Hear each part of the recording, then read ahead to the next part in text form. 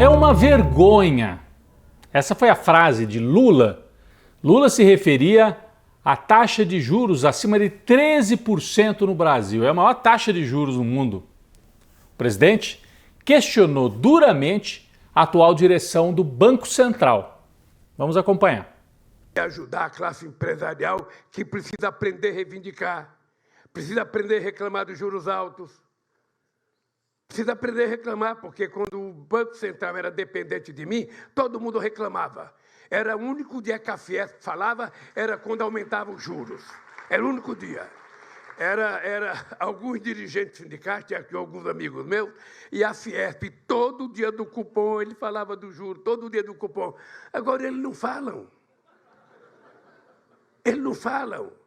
No meu tempo, 10% era muito, hoje 3,5% é pouco. Então é preciso, Josué, que vocês saibam, se a classe empresarial não se manifestar, se as pessoas acharem que vocês estão felizes com 13,5%, sinceramente, eles não vão baixar juros. E nós precisamos ter noção. E não é o Lula que vai brigar, não. Quem tem que brigar é a sociedade brasileira. Não existe nenhuma justificativa para que a taxa de juros esteja, nesse momento, a 13,5%. É só ver a carta do cupom para a gente saber que é uma vergonha esse aumento de juros e a explicação que eles deram para a sociedade brasileira. Não foi a primeira vez que o Lula fez esse questionamento depois de tomar posse. A fala do presidente abriu um debate proibido na imprensa tradicional. Sabem essa história? Não, o Banco Central é independente, não pode mexer com o Banco Central, porque foi aprovada uma lei no governo do Bolsonaro criando essa regra. O Banco Central é independente. Independente do quê? Teoricamente é assim, não, a gestão é técnica, então o presidente que é eleito não pode nomear o presidente do Banco Central, que é ligado ao mercado financeiro. Está lá, Roberto Campos Neto. É uma forma do mercado dominar a política econômica. Quando você vota num governo, escolhe um governo, a área central é a política econômica. E o coração da política econômica é o Banco Central. Não faz sentido o presidente da República não poder nomear o presidente do Banco Central. Fora isso, tem todo esse discurso, o Banco Central é independente, mas Roberto Campos Neto foi flagrado num grupo de WhatsApp com bolsonaristas. A gente tem a fotografia aqui, olha. Fotografaram a tela do celular do ex-ministro do Bolsonaro, Ciro Nogueira. Ele estava conversando com vários bolsonaristas. E quem que estava lá no grupo? Aparece o nome? O Roberto Campos Neto, presidente do Banco Central. Então, é técnico, é independente? Que nada, é bolsonarista. Também apareceu de camisa da seleção brasileira votando, para deixar claro que é bolsonarista. Então, mesmo pelo argumento de quem defende o Banco Central independente, que eu acho que é um argumento que não faz sentido, mas mesmo pelo argumento do Banco Central independente, esse aí não é um presidente independente. Não é. No mundo real, o PT, a esquerda, boa parte do governo sabem que não vai ser possível acabar agora com essa regra do Banco Central independente. Por quê? Porque teria que passar pelo Congresso Nacional e lá a direita tem maioria. O Arthur Lira, que é o presidente da Câmara, já disse, não vamos mexer com essa regra. Para que o Lula então está fazendo todo esse debate? Se vai ser praticamente impossível mexer com a regra do Banco Central independente e ele vai ter que aturar isso durante mais algum tempo. É porque o Lula, fazendo esse debate, pressiona o Banco Central e tenta arrancar do atual presidente mesmo um compromisso de que ele vai baixar os juros. Como é que isso poderia ser feito? A teoria é de que precisa subir os juros porque a inflação está fora da meta. O Brasil estabelece metas de inflação ano a ano.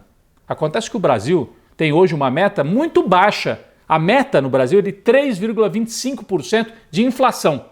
É a meta tolerada. Se passa disso, o Banco Central diz, está fora da meta, precisamos subir os juros para frear a economia e colocar a inflação na meta. Não faz sentido, sabe por quê?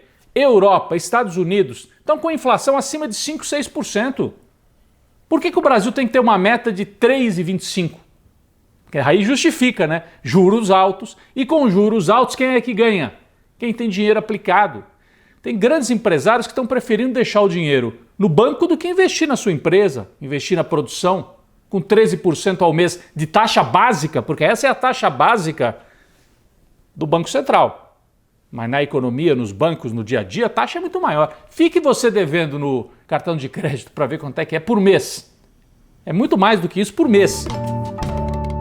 Esse é o debate que está acontecendo, é a tentativa do Lula de forçar o Conselho Monetário Nacional a mudar a meta de inflação, subir um pouco a meta. E com isso, a taxa de juros poderia cair. Mesmo que ele não consiga trocar o presidente do Banco Central. Essa é a tática do Lula. Ele força o debate, é criticado na imprensa, mas está na conta para ver se os juros baixam, porque só com os juros baixos é que o Brasil vai conseguir retomar o desenvolvimento e a economia. Lula fez esse debate durante a semana e na quinta-feira pegou um avião e partiu para os Estados Unidos para se encontrar com o Joe Biden. Desembarcou na quinta noite, a gente tem as imagens da chegada de Lula e Janja lá na base aérea próxima a Washington, a capital dos Estados Unidos. Aqui a chegada deles. Lula foi direto para uma residência oficial do governo dos Estados Unidos, onde os convidados são recebidos. A Blair House fica ali bem ao lado da Casa Branca. E na sexta-feira, várias reuniões. Primeiro com lideranças progressistas dos Estados Unidos. Bernie Sanders, que é importante liderança, chegou a concorrer na prévia para ser candidato a presidente, acabou perdendo para o Biden, mas é a liderança mais à esquerda, mais importante nos Estados Unidos. E outras lideranças também, o pessoal de movimento sindical, centrais sindicais lá dos Estados Unidos, todo mundo quer conversar com o Lula, porque ele é um símbolo da resistência no mundo progressista, do mundo do trabalho, não só no Brasil e não só na América Latina, mas também nos Estados Unidos. Depois, o encontro mais esperado com o presidente dos Estados Unidos, Joe Biden. Na pauta, a questão do meio ambiente. Estados Unidos devem ingressar no Fundo Amazônia, esse fundo em que os países desenvolvidos colocam dinheiro para que o Brasil preserve a Amazônia. Os europeus já colocaram, agora falta os Estados Unidos. E também na pauta, como combater as fake news, como criar algum tipo de regulação para as big techs, para as grandes plataformas, que são em geral lá dos Estados Unidos. Então tem que ter uma parceria para fazer isso. E o Brasil foi muito afetado nas eleições pela falta de regulação, porque eles atuam no Brasil, mas a sede das empresas é lá na Califórnia, nos Estados Unidos. E também um outro tema, como combater a extrema-direita nos Estados Unidos, o trumpismo.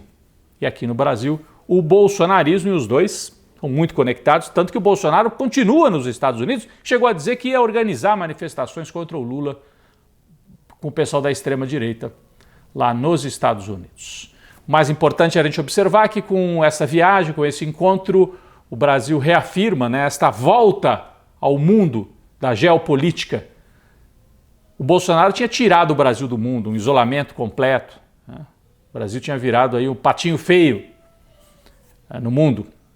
E com Lula, o Brasil volta sem alinhamento automático, sem briga com os Estados Unidos, mas podendo negociar também com a China, com a Rússia. Você tem dois grandes blocos no mundo, China e Rússia de um lado, Estados Unidos e Europa do outro. O melhor caminho para o Brasil, ficar equidistante, equilibrado e tentar arrancar concessões de um bloco ou de outro que sejam vantajosas para a economia e para a sociedade brasileira. Equilíbrio, independência é o caminho da política externa do Brasil nesses novos tempos com Lula.